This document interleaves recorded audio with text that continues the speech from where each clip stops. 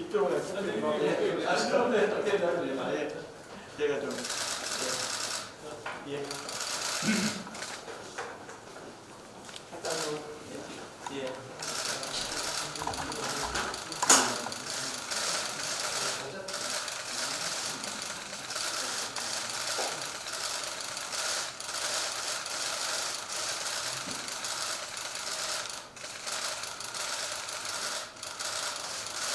괜찮나요?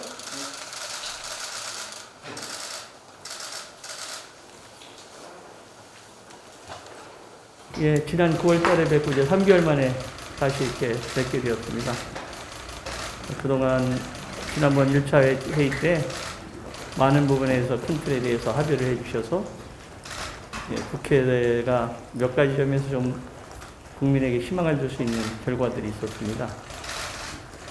우선 예산 관계가 여야 합의로 법정기한 내에 처리된 것은 6년 만에 처음이고요. 또 예산 부수 법안이 여야 합의로 본회의에 상정돼서 처리된 것도 6년 만에 처음 있는 일입니다. 그 과정에서 우리 김종인 대표께서 긴급 지원금을 지급해야 된다는 선제적 제안을 해주셨고요. 우리 이낙연 대표님께서 흔쾌하게 동의하시고 본 예산에 넣어주셔야 한다고 해서 큰 힘이 되었습니다. 절박한 처지에 있는 우리 서민들한테 큰 의안이 됐으리라고 생각이 됩니다. 그 과정에서 사실 여기 계시지는 않지만은 원내대표인 우리 주호영, 김태년 부대표님하고 예결위의 정성호 위원장 그리고 추경호, 박홍근 간사가 고생을 많이 했다는 말씀도 차지해 드리겠습니다. 이런 전통이 좀 계속됐으면 좋겠고요. 법안 처리도 건수에 있어서는 어제까지 처리한 것이 858건인데 국회 생긴 이래로 대원 이래 제일 많은 최다 건수를 처리했습니다. 법안 처리율도 14.5%인데 16대 국회 20년 만에 처리율이 제일 높습니다. 그러니까 예산과 법안 두 가지 점에서 국회가 과거와 다른 모습을 볼 수 있다는 것에 대해서 의장으로서 굉장히 뜻깊게 생각하고 있습니다. 네. 지난번 1차 회의 때 두 분께서 민생에 관한 법안은 빠른 시일 내에 많이 처리한다는 원칙이 그대로 실행됨으로써 국민들에게도 신뢰감을 줄 수 있었다는 말씀을 다시 한번 드리고요. 정작 이제 큰 쟁점 법안들이 남아 있습니다. 정기국회가 며칠 남지 않았는데 그분께서는 경륜이나 역량이나 또 해안을 가지신 분들이니까 좀 통큰 협의를 해주셔서 어려움에 빠져있는 국민들에게 좀 희망을 줄 수 있도록 의지의 강을 건널 수 있다는 희망을 줄 수 있었으면 참 좋겠다는 말씀을 드리고요. 잘 아시다시피 지금 코로나, 경기 침체, 남북 경색, 미국과 일본의 지도부 교체, 이 굉장히 중요한 엄중한 시기에서 우리 모두가 비바람 속에 같은 배를 탄 풍우 동조의 입장 아니겠는가.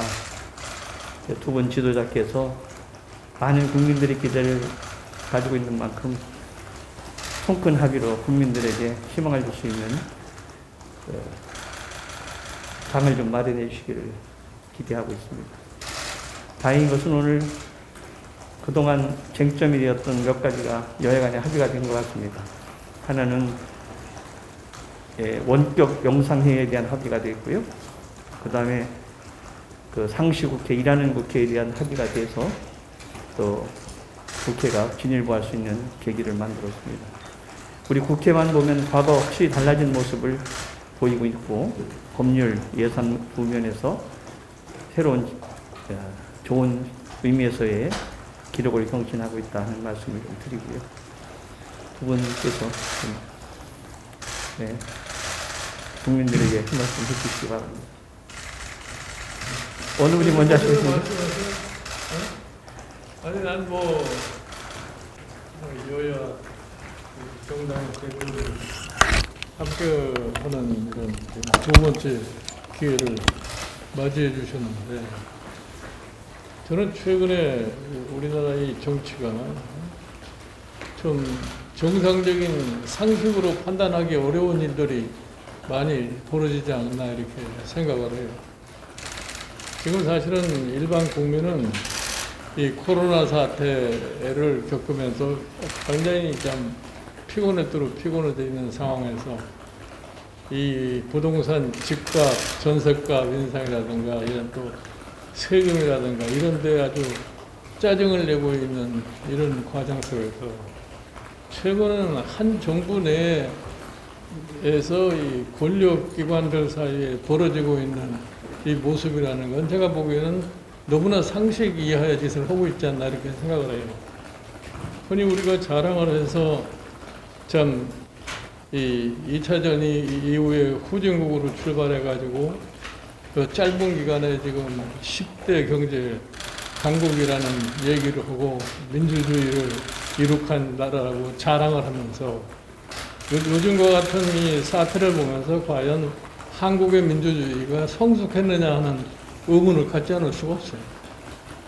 그래서 제가 참 여당 대표도 계시니까 말씀드리고 싶은 것은 과거에 지금 현재 여당이 과거에 야당 때 당시에 그 여당의 횡포 비민주적인 그러한 신뢰를 많이 체험을 했다고 생각하기 때문에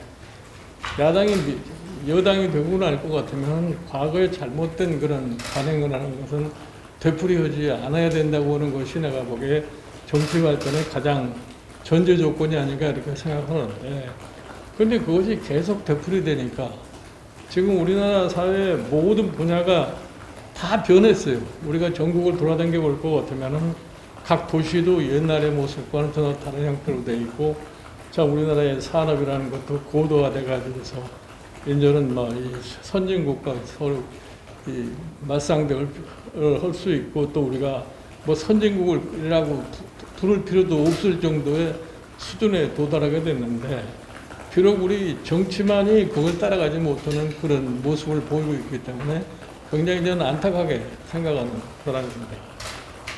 그래 지금 사실 이 검찰 개혁이라고 하는 것을 들고 나오는데 검찰 개혁의 궁극적으로 달성하려고 하는 바가 뭐냐 하는 것이 분명치도 않아요.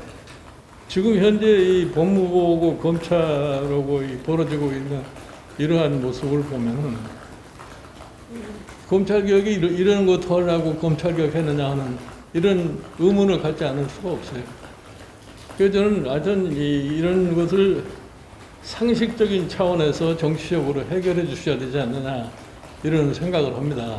그리고 최근에 가장 이 국회에서 문제가 되고 있는 것이 공수처법 관련 얘기인데 이 공수처법은 사실은 지금 민주당이 이 정부에서 발의를 해가지고서 참 지난 국회에서 패스트트랙이라고 하는 그런 과정을 거쳐가지고서 참 만들어 놓은 법인데 지금 공수처를 발족하는 과정 속에서 다소 여당이 자기 뜻대로 되지 않는다고 해서 또 공수처법을 다시 고쳐야 되겠다. 난 이게 과연 상식에 맞는 짓인지 내가 한번 묻고 싶어요. 예를 들어서 공수처법에 야당이 추천한 추천위원 두 사람이 합해서 7명인데 그 중에서 이 6명이 찬성하지 않으면 공수처장을 갖다가 선출할 수 없다고 되어 있다면 그러면 그러한 그 비토 조항을 두었던 취지가 뭐였느냐. 비토 조항을 두었을 적에는 가장 모든 사람이 합리적으로 저 사람이 정도면은 공수처장이 될 수 있다 하는 것을 합의를 해내라고 해서 그러한 조항을 뒀던 거 아니에요? 그런데 그것이 빨리 결정이 쉽게 안 된다고 그래서 공수처법을 고쳐가지고서 비토 조항을 삭제를 해버리고 마음대로 하겠다.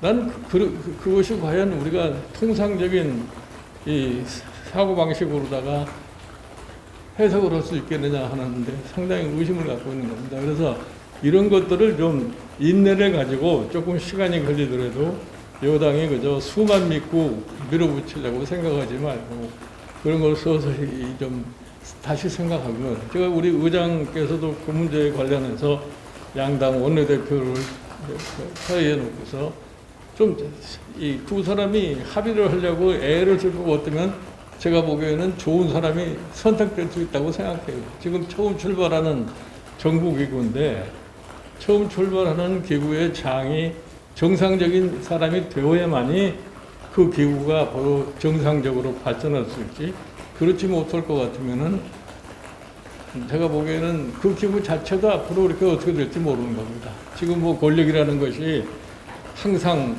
어느 한 정당이 장기적으로 집권한다고는 전제를 할 수도 없는 거고 저는 늘 얘기를 합니다만은 정권의 한계라는 것을 좀 인식을 하고 그러한 정치를 갖다가 좀 해줬으면 좋겠어요.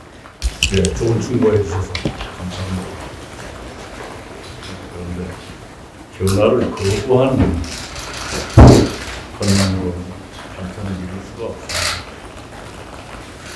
공수처는 길게 보면 24년 동안 우리의 숙제였습니다. 공수처장 후보 추천위원회 운영의 경험을 보면 굉장히 취약한 것이 있다는 것을 드러내지 않습니다. 개선이 불가피하다고 봅니다. 며칠 전에 뵙기로 되어 있었는데 제 자가격리 때문에 대표님도 수고하셨습니다. 이번에 예산안을 법정 처리 시간 안에 여야 합의로 처리하도록 협력해 주셔서 감사하고 생각합니다. 많은 법안들이 남아있는 법안들의 처리에서 많이 도와주시기 바랍니다.